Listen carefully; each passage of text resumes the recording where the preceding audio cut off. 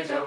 Do re mi fa sol la ti la sol fa mi re do. Do re mi fa sol la ti la sol fa mi re do. Do ti la ti do ti la sol la ti do ti la sol fa sol la ti do ti la sol fa mi fa sol la ti do ti la sol fa mi fa sol la ti do ti la sol fa mi re mi fa sol la ti do. The way I like to start class is, I think most choral teachers and most music teachers will try to start with some type of either oral symbol or a visual symbol. I have upwards of 100 people in the class, so I don't want to yell the students that need your attention. So what I'll do is something that kind of evolved from when I was a young child, when I grew up playing viola, and I had a tuning fork for the A440, and so I'd always hit my knee, the tuning fork with my knee, and then put it to my ear, and then I would tune my instrument according to that. So over the years, I've actually found out that I have an A that's just in my ear from doing it over and over again since I was 8 years old. So I have that in my ear, so that is the note that I'll always start the class with, and the students know that when they hear that note, they're to stop singing, to stop talking, and begin to sing that note. But also another thing as well is I can give them that note, and then we can start warm-ups immediately from that note. I'll maybe do a descending sol, fa, mi, re, do, with a solfege, or maybe I'll do ooh. I'll start to do something along the lines of that to give them that we're going to start class starting from that note. The officer roles, I've always had consistently 4 offices. I've had president, vice president, secretary, and librarian. Typically these roles have really expanded to incorporate more student responsibilities. I have to make sure that the other officers know what their jobs are and that everything's being done. Mr. Millette will often communicate to me large project ideas like the choir festival. I'm going to be in charge with Dana, the vice president, managing and directing the whole project.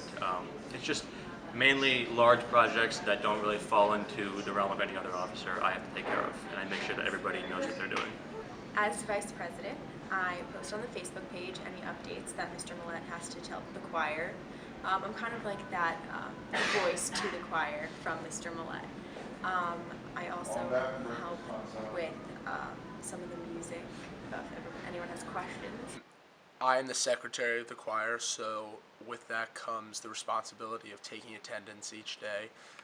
Each individual section has their own folder, but I have kind of a master folder for the entire class, so everybody before class while we're warming up hands me their folders, all the section leaders, and I mark everybody's attendance in the master folder. As librarian, it's my responsibility to organize the music and to help distribute music, all the new music that we receive for concerts, to everyone in the class, and also to help people who have either lost their music or by some chance didn't get a piece, just to make sure that everybody is prepared for class every day.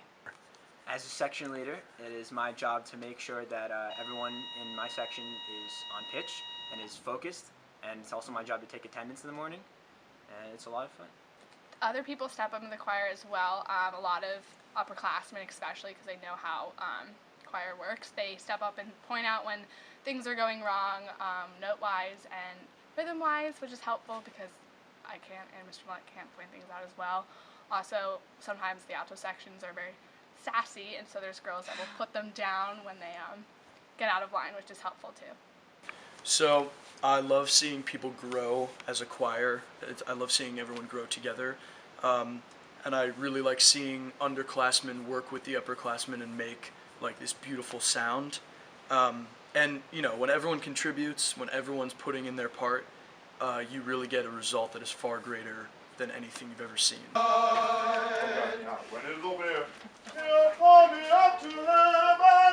Keep this more relaxed down. Same thing, bass. Would you please start us off? Oh, very soon. Bass, 2. Concert choir has typically fluctuates between 110 students to 115. This year we're actually about a little under that, about 108 students. Women's choir consists of about 50 young ladies. Women's choir is my young women's ensemble, and they start out either they're freshmen or women that have never taken chorus before at the high school. And then concert choir consists of the boys as well as the young ladies that have taken chorus or taken treble chorus before.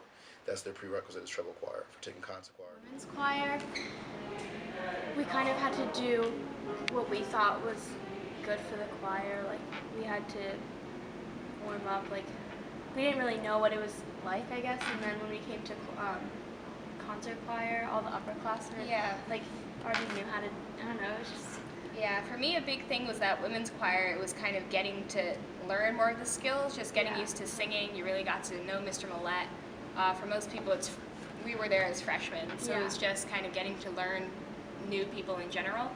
And then concert choir, really, the level of skill was really pumped up a lot because you Yeah. get to work with the guys.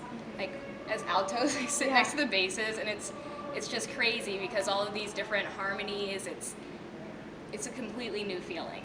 I don't know, I mean, like, I do feel part of something bigger than myself. I don't really like to sing that much, but I joined the high school choir, and it's been a lot of fun. And, you know, being with my older brother and just being part of the bass section, I've learned a lot from the older kids, and, you know, I'm actually starting to enjoy singing a lot. We'll fly with Jesus in the morning. Don't look here, I'll be way up in the sky. The thing I really love about this group is that it is very diverse as far as the type of students that take it.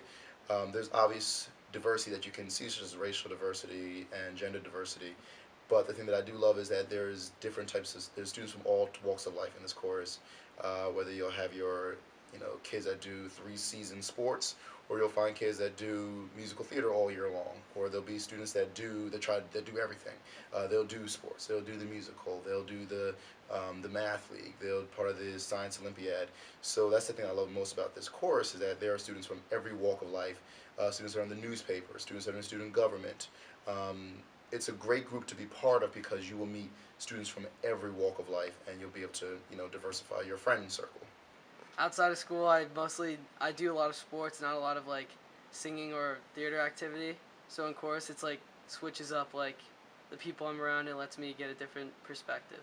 Well, I get to meet a lot of new people that I wouldn't necessarily like talk to outside of chorus, but now I became good friends with like a lot of people I wouldn't have met in the first place. Yeah, and that adds to being an underclassman also because technically we don't have a lot of responsibility. It's kind of up to us to add support to the choir because even though we're not necessarily the strongest bunch, we definitely add a different dynamic to it because we are all different people and we add a different sound and everybody has their own type of purpose in the group, I guess. Throughout high school, have been an athlete and also involved in music and musical theater through high school, and it definitely has had some hard points, kind of balancing the two.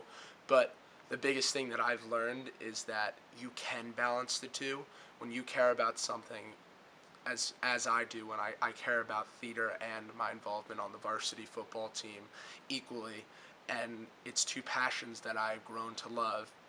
You can do it if you are willing to put the effort in and just kind of take responsibility for creating your own schedule. But I know that there are a lot of kids who are discouraged because, whether there's social implications or they're nervous about managing their time, it's really something. Look at me. I mean, I love to be the example for it. It can be done, and I suggest it. It's a great experience.